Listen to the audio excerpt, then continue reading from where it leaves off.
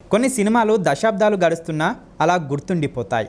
కొన్ని వాటి కథాబలం వల్ల, ఇంకొన్ని వాటి బాక్స్ ఆఫీస్ ప్రభంజనం వల్ల, మరికొన్ని అందులోని ఆర్టిస్టుల పర్ఫార్మెన్స్ వల్ల ఇలా కల్ట్ క్లాసిక్స్గా ఎవర్ గ్రీన్ మూవీస్గా నిలిచిపోయే చిత్రాల్లో 1992లో విడుదలై ఘన విజయం సాధించిన చంటి కూడా ఉంటుంది.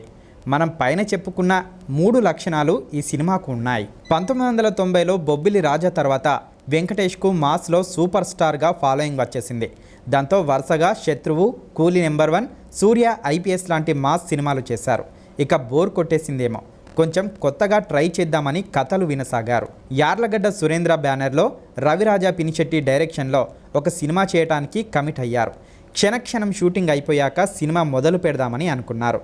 అదే టైంలో కెఎస్ రామారావు నిర్మాతగా, రాజేంద్ర ప్రసాద్ హీరోగా ఇంకో మూవీ కూడా కమిట్ అయ్యారు రవిరాజా పినిశెట్టి.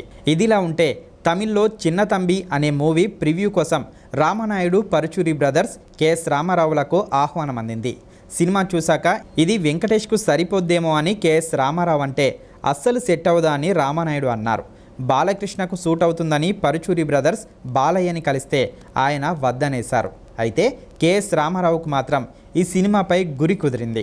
వెంటనే చిన్న తంబి తెలుగు హక్కుల్ని కొనేసి రాజేంద్ర ప్రసాద్ హీరోగా తెలుగులో నిర్మిస్తున్నట్టు ప్రకటించారు. డైరెక్టర్గా రవిరాజా పినిశెట్టి. కెఎస్ రామారావు అనుకున్నట్టే తమిళ్లో చిన్న తంబి సూపర్ హిట్ అయింది. ఒకరోజు మాటల మధ్యలో రామానాయుడు గారు చిన్న తంబి గురించి వెంకటేష్కు చెప్పడంతో ఆ సినిమా చూసేశారు వెంకీ. కొత్తగా ట్రై చేయాలని ఆలోచిస్తున్న వెంకటేష్కు ఆ సినిమా బాగా నచ్చేసి తెలుగులో చేస్తానని సురేష్ బాబుకు చెప్పారు. ఆయన వెంటనే రీమేక్ రైట్స్ గురించి ఎంక్వైరీ చేస్తే అవి కెఎస్ రామారావు దగ్గరున్నాయని తెలిసి ఆయన్ని కలిసి వెంకటేష్ హీరోగా తెలుగులో చేద్దామని చెప్పారు. అప్పటికే రాజేంద్ర ప్రసాద్ను హీరోగా అనౌన్స్ చేశారు కదా, ఇప్పుడు ఎలా అని ఆలోచించి రాజేంద్ర ప్రసాద్ దగ్గరికి వెళ్ళి విషయం చెప్పారు కెఎస్ రామారావు. ఏమాత్రం ఆలోచించకుండా ఆ సినిమా నుండి తప్పుకున్నారు రాజేంద్ర ప్రసాద్. అలా వెంకీ హీరోగా చిన్న తంబి రీమేక్ అనౌన్స్ అయింది. అయితే డైరెక్టర్ రవిరాజా పినిశెట్టి ఒక హీరోని అనుకొని తర్వాత వేరే హీరోతో చేయడం ఇష్టం లేక ఆ ప్రాజెక్ట్ నుండి తప్పుకున్నారు. ఈ పంచాయతీ చిరంజీవి గారి దగ్గరకు చేరింది. ఒక సినిమా సెట్స్ పైకి వెళ్లేలోపు ఎన్నో మార్పులు జరుగుతాయి. నిర్మాత రామారావు ఈ సినిమాకు డైరెక్టర్గా వేరే వారిని పెట్టుకోవడం చిటికలో పని, కానీ నీకు అవకాశం ఇవ్వాలని అనుకుంటున్నారు అని చిరంజీవి చెప్పడంతో రవిరాజా పినిశెట్టి ఒప్పుకున్నారు. ఇక క్యాస్టింగ్ మొదలైంది. హీరోయిన్గా చాలామంది కొత్త అమ్మాయిలను పరిశీలించారు. సీతారామయ్య గారి మనవరాలు మూవీతో అచ్చమైన తెలుగింటి అమ్మాయిలా కనిపించిన మీనా కంటే బెస్ట్ చాయిస్ ఎవరూ లేరనుకొని ఆమెనే తీసుకున్నారు.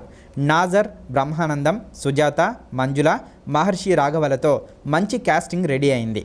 మ్యూజిక్ డైరెక్టర్గా ఇళయరాజా. 1991 జూలై 4వ తేదీ చెన్నైలో షూటింగ్ స్టార్ట్ అయింది. ముహూర్తప్ షాట్కు చిరంజీవి క్లాప్ కొట్టారు. టైటిల్ చంటి. విలేజ్ స్టోరీ కదా, ఆ పేరుతో పల్లెటూళ్ళలో చాలామంది ఉంటారని ఆ టైటిల్ పెట్టారు. హైదరాబాద్, పొలాచి, ఈస్ట్ గోదావరి జిల్లాలో రాజోలు, ఆ చుట్టుపక్కల ప్రాంతాల్లో షూటింగ్ అంతా జరిపారు. అక్టోబర్లో రిలీజ్ చేద్దామనుకుంటే బ్రహ్మానందం అందుబాటులో లేకపోవడం వల్ల ఆయన సీన్స్ను డిసెంబర్లో పూర్తి చేశారు. 65 వర్కింగ్ డేస్లో పూర్తయిన చంటి బడ్జెట్ ₹1,80,00,000. ₹1,80,00,000కు ప్రీ రిలీజ్ బిజినెస్ జరిగింది. అలా 1992 జనవరి 10న రిలీజ్ అయింది చంటి. పక్కనే నాగార్జున కిల్లర్ ఫుల్ కాంపిటీషన్. మొదటి 2 వారాలు వెంకటేష్ స్టార్డమ్కు తగ్గట్టే కలెక్షన్స్ వచ్చాయి. అక్కడి నుండి మొదలైంది సునామీ లాంటి జనసంద్రం.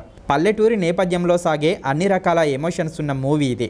స్వచ్ఛమైన ప్రేమ, అచ్చమైన ప్రేమ, మితిమీరిన ప్రేమల మధ్య జరిగే సంఘర్షణే చంటి. ఇలాంటి కథలు గతంలో ఎన్నడూ రాలేదు, అందుకే ఫ్రెష్గా అనిపించింది. భావోద్వేగాలతో కట్టిపడేసే చంటి క్లైమాక్స్ ఏడిపించేస్తుంది. ఆకట్టుకునే కథనాలతో సాగే ఈ సినిమాకు మెయిన్ అసెట్ సంగీతం. ఇళయరాజా గారు స్వరపరిచిన చంటిలోని అన్ని పాటలు ఎవర్ గ్రీన్ హిట్స్. సినిమా ఘన విజయానికి సగం కారణం ఈ పాటలే. రాష్ట్రంలో నలుమూలలా చంటి పాటలు మారిమోగిపోయాయి. ఇక వెంకటేష్లో ఇంతటి గొప్ప నటుడున్నాడా అని అంత ఆశ్చర్యపోయారు. ఒక అమాయకుడైన వెర్రిబాగులోడిగా ఆయన నటన, హావభావాలు చప్పట్లు కొట్టిస్తాయి.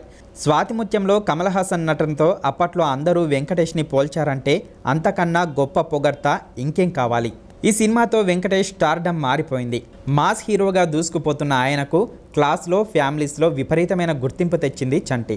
అప్పుడే హీరోయిన్గా మంచి పేరు తెచ్చుకుంటున్న మీనాకు నెంబర్ 1 హీరోయిన్గా స్థానం తెచ్చిపెట్టింది ఈ మూవీ. ఈ సినిమా తర్వాత తనకు ఏకంగా 30 సినిమాలు వరుసగా వచ్చాయి. సినిమాలో నటించిన అందరికీ గుర్తింపు తెచ్చిపెట్టింది చంటి. దీన్ని హిందీలో ప్రశాంత్ హీరోగా రీమేక్ చేయాలనుకున్నారు. కానీ తర్వాత అనారి పేరుతో వెంకటేష్ చేశారు. మహిళల్ని బాగా ఆకట్టుకున్న చంటి మూవీని చూడటానికి జనాలు బండ్లు కట్టుకొని వచ్చేశారు. హిందీ షోలే మూవీతో చంటి మూవీని పోల్చేవారు. తెలుగులో అప్పటిదాకా ఆ రకంగా థియేటర్లు కలకలలాడిన దాఖలాలు కేవలం 4-5 సందర్భాలు మాత్రమే. ఈ సినిమాని చూడని ప్రేక్షకులు ఆ కాలంలో చాలా తక్కువ మందే ఉండేవారు. ఇక చంటి బాక్స్ ఆఫీస్ విషయానికి వస్తే మొదటి వారం 80 లక్షల షేర్ కలెక్ట్ చేసిన చంటి 48 సెంటర్స్లో 50 రోజులు ప్రదర్శింపబడింది. 32 డైరెక్ట్ కేంద్రాల్లో 100 రోజులాడి స్లాబ్ సిస్టమ్ తర్వాత 30 కేంద్రాలను టచ్ చేసిన మొదటి మూవీగా గుర్తింపు పొందడమే కాక 1981లో ఎన్టీఆర్ గారి కొండవీటి సింహం సృష్టించిన 31 కేంద్రాల్లో 100 రోజుల రికార్డుని తుడిచిపెట్టేసింది. ప్రీవియస్ ఇండస్ట్రీ హిట్ని 2 కోట్ల పైన షేర్తో అధిగమించి దిమ్మ తిరిగేలా చేసింది. 9 కోట్ల షేర్ కలెక్ట్ చేసి తెలుగు ఇండస్ట్రీలోనే అతిపెద్ద హిట్గా నిలిచింది. ప్రతి సెంటర్లో భారీ తేడాతో అంతకు ముందున్న రికార్డ్స్ను అధిగమించడమే గాక కొన్ని చోట్ల నమ్మలేని రికార్డ్స్ను సృష్టించింది. కడప కృష్ణా థియేటర్లో 17 రోజుల పాటు రోజు 7 షోలు వేయడం ఇప్పటికీ రికార్డే. 51 రోజులు 6 షోలు, 56 రోజులు 5 షోలు వేసి మొత్తం 131 రోజులకు 650 షోలు ఒకే థియేటర్లో వేయడం బాక్సాఫీస్ పండితుల్ని సైతం విస్మయానికి గురి చేసింది. విజయనగరంలో 10 లక్షలు వసూలు చేసిన ఫస్ట్ మూవీ చంటి. అప్పటి ఆంధ్రప్రదేశ్లో ప్రతి జిల్లా, ప్రతి టౌన్లో ఆల్ టైమ్ రికార్డ్స్ పెట్టిన చంటి రికార్డ్స్ గురించి ఒక పుస్తకమైనా రాసేయవచ్చు. కర్నూలు, మదనపల్లె ఈ 2 సెంటర్స్లో 175 రోజులాడిన చంటి తెలుగు సినిమా బాక్సాఫీస్కు ఒక పెద్ద కుదుపు, వెంకటేష్ కెరీర్కు ఒక పెద్ద మలుపు.